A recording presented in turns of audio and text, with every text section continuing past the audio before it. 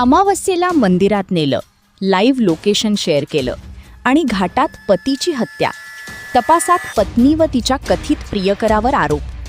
आंध्र प्रदेशातील चित्तूर जिल्ह्यात एका 23 वर्षीय तरुणाची निर्घृण हत्या झाल्याची घटना समोर आली आहे. पोलिसांच्या माहितीनुसार मृत तरुण आपल्या पत्नी आणि लहान मुलीसोबत मंदिरात दर्शनासाठी गेला होता. प्राथमिक तपासात पत्नीने प्रवासादरम्यान संशयितांना लोकेशनची माहिती दिल्याचा आरोप करण्यात आलाय. तपासानुसार घाट रस्त्यावर एका ठिकाणी दुचाकी थांबताच काही हल्लेखोरांनी तरुणाचा पाठलाग केला आणि धारदार शस्त्रांनी त्याच्यावर हल्ला केल्याचा आरोप आहे. या घटनेत त्याचा मृत्यू झाला.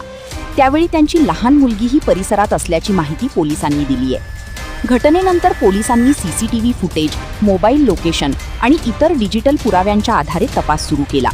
काही तासांतच 4 संशयितांना ताब्यात घेण्यात आले असून त्यामध्ये मृताच्या पत्नीचाही समावेश असल्याची माहिती पोलिसांनी दिली आहे. या प्रकरणात वैवाहिक वाद आणि कथित प्रेमसंबंधातून कट रचल्याचा संशय पोलिसांनी व्यक्त केलाय.